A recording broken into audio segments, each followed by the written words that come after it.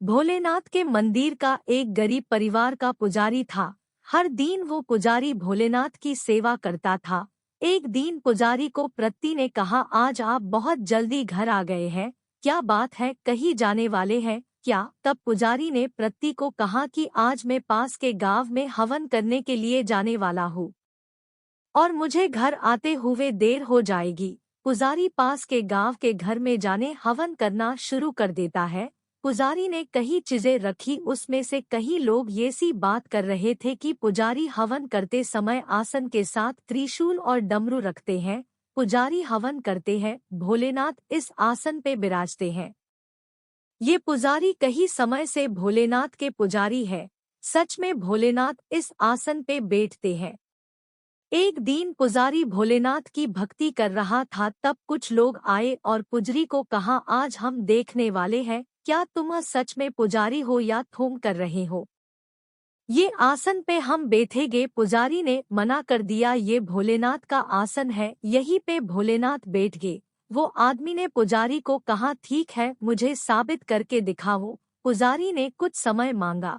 वो आदमी ने कहा, तुम साबित नहीं कर पाए तो ये मंदिर को छोड़ के चले जावेगे। पुजारी ने उस आदमी की शर्त स्वीकार कर लिया।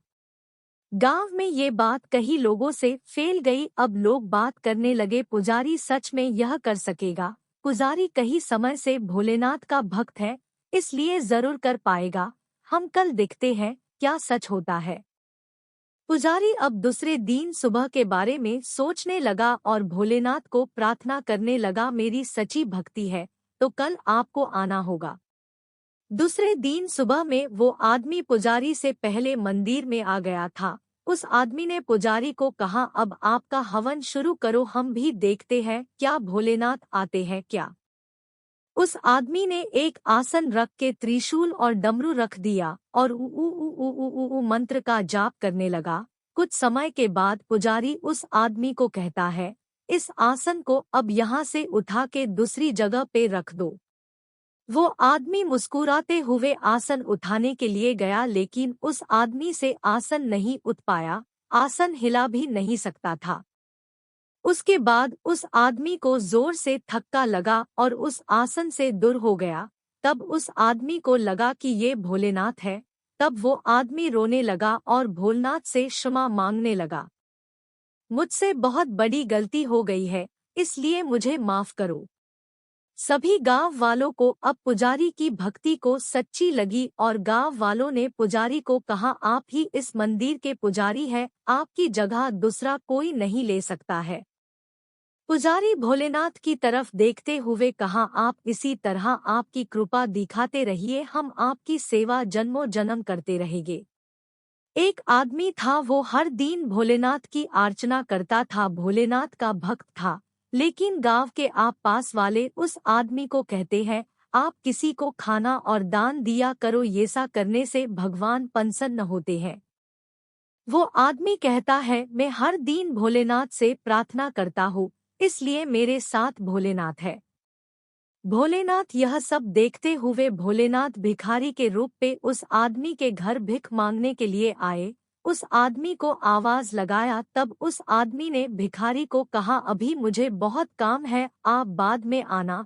भिखारी थोड़े समय के बाद फिर से आत है, लेकिन वो आदमी उस भिखारी को कहा, आप शाम के समय आना, अभी मुझे बहुत काम है। वो भिखारी अब शाम के समय फिर से आता है, लेकिन अब वो आदमी को बहुत गुस्सा आता है और भिखारी को भिख देने से मना कर दिया।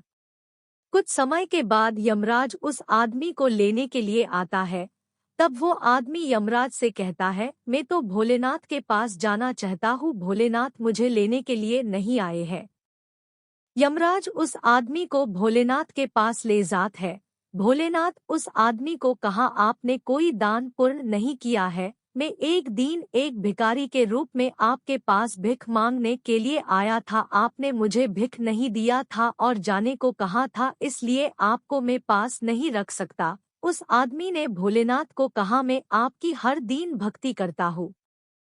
भोलेनाथ कहा, ये सब तो ठीक है, लेकिन मैं आपको कुछ समय देता हूँ, आपको अपनी भूल को सुधारना होगा, एक मौका देता हूँ, आप पृथ्वी पर जा सकते हो।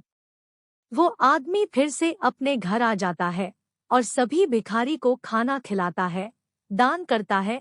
इस तरह वो आदमी अपने घर में से सभी चीजों का दान कर देता है। आप वो आदमी को भोलेनाथ अपने पास बुला लेते हैं।